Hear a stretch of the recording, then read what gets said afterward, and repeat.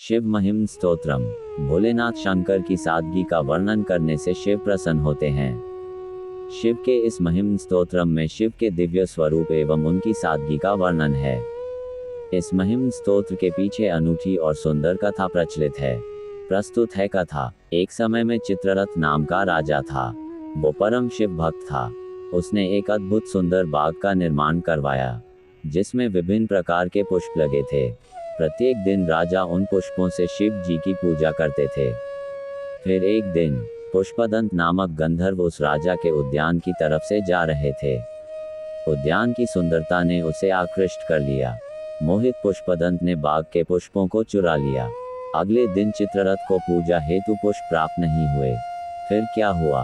बाग के सौंदर्य से मुग्ध पुष्पदंत प्रत्येक दिन पुष्प की चोरी करने लगा। इस रहस्य को सुलझाने के राजा के प्रत्येक प्रयास विफल रहे। पुष्पदंत अपनी दिव्य शक्तियों के कारण अदृश्य बना रहे। राजा ने निकाला समाधान। राजा चित्ररथ ने एक अनोखा समाधान निकाला। उन्होंने शिव को अर्पित पुष्प एवं बिल्वपत्र बाग में बिछा दिया। राजा के उपाय से अनजान पुष्पदंत ने उन पुष्पों को अपने पैरों से कुचल दिया। इससे पुष्पदंत की दिव्य शक्तियों का क्षय हो गया। पुष्पदंत स्वयं भी शिव भक्त था। अपनी गलती का बोध होने पर उसने इस परम स्तोत्र की रचना की, जिससे प्रसन्न हो महादेव ने उसकी भूल को क्षमा कर पुष्पदंत के दिव्य स्वरूप को पुनः प्रदान किया। हे हर, आप प्राणी मात्र के कष्टों को हराने वाले हैं। मैं इस स्तोत्र द्वारा आपकी वंदना कर रहा हूँ, जो कदाचित आपके वंदना के योग्य न भी हो, पर हे महादेव, स्वयं ब्रह्मा और अन्य देवगण भी आपके चरित्र की पूर्ण गुणगान करने में सक्षम नहीं है। जिस प्रकार एक पक्षी अपनी क्षमता के अनुसार ही आसमान में उड़ान भर सकता है, उसी प्रकार मैं भी अपनी यथाशक्ति आपकी आराधना करता हूँ। हे शिव, आपकी व्याख्या न तो मन न ही वचन द्वारा ही संभव है। आपके संदर्भ में वेद भी अचंभित हैं तथा नेति नेति का प्रयोग करते हैं, अर्थात ये भी नहीं और वो भी नहीं। आपका संपूर्ण गुणगान भला कौन कर सकता है? ये जानते हुए भी कि आप आदि व अंत रहित हैं, परमात्मा का गुणगान कठिन है, मैं आपकी वंदना करता हूँ। हे वेद और भाषा के सृजक, जब स्वयं देवगुरु बृहस्पति भी आपके स्वरूप की व्याख्या करने में असमर्थ हैं, तो फिर मेरा कहना ही क्या। हे त्रिपुरारी, अपनी सीमित क्षमता का बोध होते हुए भी मैं इस विश्वास से इस स्तोत्र की रचना कर रहा हूँ कि इससे मेरी वाणी शुद्ध होगी तथा मेरी बुद्धि का विकास होगा। हे देव, आप ही इस संसार के सृजक, पालनकर्ता एवं विलयकर्ता हैं। तीनों वेद आपकी ही संहिता गाते हैं। तीनों गुण सतो रजो तमो आपसे ही प्रकाशित हैं। आपकी ही शक्ति त्रिदेवों में निहित है। इसके बाद भी कुछ मूढ़ प्राणी आपका उपहास करते हैं तथा आपके बारे भ्रम फैलाने का प्रयास करते हैं, जो कि सर्वथा अनुचित है। हे महादेव, वो मूढ़ प्राणी जो स्वयं ही भ्रमित हैं, इस प्रकार से तर्क वितर्क द्वारा आपके अस्तित्व को चुनौती देने की कोशिश करते हैं। वह कहते हैं कि अगर कोई परम पुरुष है तो उसके क्या गुण हैं, वह कैसा दिखता है, उसके क्या साधन हैं, वह इस सृष्टि को किस प्रकार धारण करता है। ये प्रश्न वास्तव में भ्रामक मात्र हैं। वेद ने भी स्पष्ट किया है कि तर्क द्वारा आपको नहीं जाना जा सकता। हे परम पिता, इस सृष्टि में 7 लोक हैं: भूलोक, भूवरलोक, स्वर्गलोक, सत्यलोक, महरलोक, जनलोक एवं तपलोक। इनका सृजन भला सृजक आपके के बिना कैसे संभव हो सका? ये किस प्रकार से और किस साधन से निर्मित हुए? तात्पर्य यह है कि आप पर किसी प्रकार का संशय नहीं किया जा सकता। विविध प्राणी सत्य तक पहुंचने के लिए विभिन्न वेद पद्धतियों का अनुसरण करते हैं, पर जिस प्रकार सभी नदी अंततः सागर में समाहित हो जाती है, ठीक उसी प्रकार हर मार्ग आप तक ही पहुंचता है। हे शिव, आपके भृकुटी के इशारे मात्र से सभी देवगण ऐश्वर्य एवं संपदाओं का भोग करते हैं, पर आपके स्वयं के लिए सिर्फ बैल, नंदी, कपाल, बाघंबर, त्रिशूल, कपाल एवं नागमाला एवं भस्म मात्र है। अगर कोई संशय करें कि आप देवों के असीम ऐश्वर्य के स्रोत हैं, तो आप स्वयं उन ऐश्वर्यों का भोग क्यों नहीं करते? तो इस प्रश्न का उत्तर सहज ही है, आप इच्छा रहित हैं तथा स्वयं में ही स्थित प्रज्ञ रहते हैं। हे त्रिपुर हंता, इस संसार के बारे में विभिन्न विचारकों के भिन्न भिन्न मत हैं। कोई इसे नित्य जानता है तो कोई इसे अनित्य समझता है, अन्य इसे नित्यानित्य बताते हैं। इन विभिन्न मतों के कारण मेरी बुद्धि भ्रमित होती है, पर मेरी भक्ति आप में और दृढ़ होती जा रही है। एक समय आपके पूर्ण स्वरूप का भेद जानने हेतु ब्रह्मा एवं विष्णु क्रमशः प्रत्येक दिशा में गए, पर उनके सारे प्रयास विफल हुए। जब उन्होंने भक्ति मार्ग अपनाया तभी आपको जान पाए। क्या आपकी भक्ति कभी विफल हो सकती है? हे त्रिपुरांतक, दशानन रावण किस प्रकार विश्व को शत्रु विहीन कर सका? उसके महाबाहु हर पल युद्ध के लिए व्यग्र रहे। हे प्रभु, रावण ने भक्तिवश अपने ही शीश को काट काट कर आपके चरण कमलों में अर्पित कर दिया। यह उसी भक्ति का प्रभाव था। हे शिव, एक समय उसी रावण ने मद में चूर आपके कैलाश को उठाने की धृष्टता करने की भूल की। हे महादेव, आपने अपने सहज पांव के अंगूठे मात्र से उसे दबा दिया। फिर क्या था, रावण कष्ट में रुदन करा उठा। वेदना ने पटल लोक में भी उसका पीछा नहीं छोड़ा। अंततः आपकी शरणागति के बाद ही वह मुक्त हो सका। हे शंभो, आपकी कृपा मात्र से ही बाणासुर दानव इंद्रादि देवों से भी अधिक ऐश्वर्यशाली बन सका तथा तीनों लोकों पर राज्य किया। हे ईश्वर, आपकी भक्ति से क्या कुछ संभव नहीं है? देवताओं एवं असुरों ने अमृत प्राप्ति हेतु समुद्र मंथन किया। समुद्र से मूल्यवान वस्तुएं प्रकट हुई जो देव तथा दानवों ने आपस में बांट ली। पर जब समुद्र से अत्यधिक भयावह कालकूट विष प्रकट हुआ तो असमय ही सृष्टि समाप्त होने का भय उत्पन्न हो गया और सभी भयभीत हो गए। हे हर, तब आपने संसार रक्षार्थ विषपान कर लिया। वह विष आपके कंठ में निष्क्रिय होकर पड़ा है।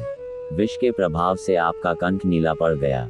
हे नीलकंठ, आश्चर्य है कि यह स्थिति भी आपकी शोभा ही बढ़ाती है। कल्याण कार्य सुंदर ही होता है। हे प्रभु, कामदेव के वार से कभी कोई भी नहीं बच सका, चाहे वो मनुष्य हो, देव या दानव ही। पर जब कामदेव ने आपकी शक्ति समझे बिना आपकी ओर अपने पुष्प बाण को साधा तो आपने उसे तत्क्षण ही भस्म कर दिया। श्रेष्ठ जनों के अपमान का परिणाम हितकर नहीं होता।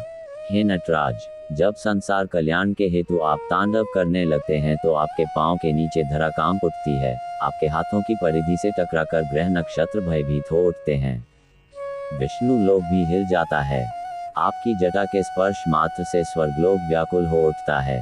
आश्चर्य ही है हे महादेव की अनेक बार कल्याणकारी कार्य भी भय उत्पन्न करते हैं। आकाश गंगा से निकलती तारागणों के बीच से गुजरती गंगा जल अपनी धारा से धरती पर टापू तथा अपने वेग से चक्रवात उत्पन्न करती हैं। पर यह उफान से परिपूर्ण गंगा आपके मस्तक पर एक बूंद के सामन ही दृष्टिगोचर होती है। यह आपके दिव्य स्वरूप का ही परिचायक है। हे शिव, आपने त्रिपुरासुर का वध करने हेतु पृथ्वी को रथ, ब्रह्मा को सारथी, सूर्य चंद्र को पहिया एवं स्वयं इंद्र को बाण बनाया। हे शंभु, इस वृहत प्रयोजन की क्या आवश्यकता थी? आपके लिए तो संसार मात्र का विलय करना अत्यंत ही छोटी बात है। आपको किसी सहायता की क्या आवश्यकता? जब भगवान विष्णु ने आपकी सहस्र कमलों एवं सहस्र नामों द्वारा पूजा प्रारंभ की तो उन्होंने एक कमल कम पाया। तब भक्ति भाव से हरि ने अपनी एक आंख को कमल के स्थान पर अर्पित कर दिया। उनकी यही अदम्य भक्ति ने सुदर्शन चक्र का स्वरूप धारण कर लिया, जिसे भगवान विष्णु संसार रक्षार्थ उपयोग करते हैं। हे देवाधिदेव, आपने ही कर्म फल का विधान बनाया। आपके ही विधान से अच्छे कर्मों तथा यज्ञ कर्म का फल प्राप्त होता है। आपके वचनों में श्रद्धा रखकर सभी वेद कर्मों में आस्था बनाए रखते हैं तथा यज्ञ कर्म में संलग्न रहते हैं।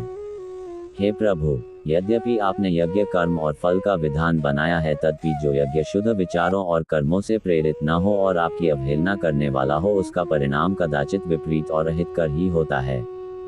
दक्ष प्रजापति के महायज्ञ से उपयुक्त उदाहरण भला और क्या हो सकता है। दक्ष प्रजापति के यज्ञ में स्वयं ब्रह्मा, पुरोहित तथा अनेकानेक देवगण तथा ऋषि मुनि सम्मिलित हुए।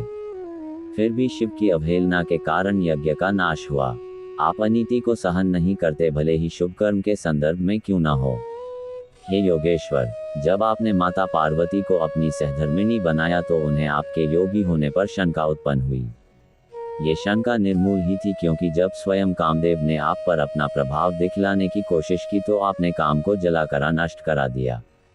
हे भोलेनाथ, आप शमशान में रमण करते हैं, भूत प्रेत आपके संगी होते हैं, आप चिता भस्म का लेप करते हैं तथा मुंडमाल धारण करते हैं। ये सारे गुण ही अशुभ एवं भयावह जान पड़ते हैं। तब भी हे शमशान निवासी, आपके भक्तों को आप इस स्वरूप में भी शुभकारी एवं आनंददायी ही प्रतीत होते हैं, क्योंकि हे शंकर, आप मनोवांछित फल प्रदान करने में तनिक भी विलंब नहीं करते। हे योगिराज, मनुष्य नाना प्रकार के योग्य पद्धति को अपनाते हैं, जैसे कि सांस पर नियंत्रण, उपवास, ध्यान इत्यादि। इन योग क्रियाओं द्वारा वो जिस आनंद, जिस सुख को प्राप्त करते हैं, वह वास्तव में आप ही हैं। हे महादेव, हे शिव, आप ही सूर्य, चंद्र, धरती, आकाश, अग्नि, जल एवं वायु हैं। आप ही आत्मा भी हैं। हे देव, मुझे ऐसा कुछ भी ज्ञात नहीं जो आप न हो। हे सर्वेश्वर, ओम 3 तत्वों से बना है। उ मन जो 3 वेदों ऋग, साम, यजुर 3 अवस्था जागृत, स्वप्न, सुषुप्त 3 लोकों, 3 कालों, 3 गुणों तथा त्रिदेवों को इंगित करता है। हे ओकार, आप ही इस त्रिगुण, त्रिकाल, त्रिदेव, त्रिअवस्था और त्रिवेद के समागम हैं। हे शिव, वेद एवं देवगण आपकी इन 8 नामों से वंदना करते हैं। भव, सर्व, रुद्र, पशुपति, उग्र, महादेव, भीम एवं ईशान। हे शंभु, मैं भी आपकी इन नामों से स्तुति करता हूँ। हे त्रिलोचन, आप अत्यधिक दूर हैं और अत्यंत पास भी। आप महाविशाल भी हैं तथा परम सूक्ष्म भी। आप श्रेष्ठ भी हैं तथा कनिष्ठ भी। आप ही सभी कुछ हैं, साथ ही आप सभी कुछ से परे भी हैं। हे भव, मैं आपको रजोगुण से युक्त सृजनकर्ता जानकर आपका नमन करता हूँ। हे हर, मैं आपको तामस गुण से युक्त विलयकर्ता मान आपका नमन करता हूँ। हे मृड, आप सतोगुण से व्याप्त सभी का पालन करने वाले हैं। आपको नमस्कार है। आप ही ब्रह्मा, विष्णु एवं महेश हैं। हे परमात्मा, मैं आपको इन 3 गुणों से परे जानकर शिव रूप में नमस्कार करता हूँ। हे शिव, आप गुणातीत हैं और आपका विस्तार नित बढ़ता ही जाता है।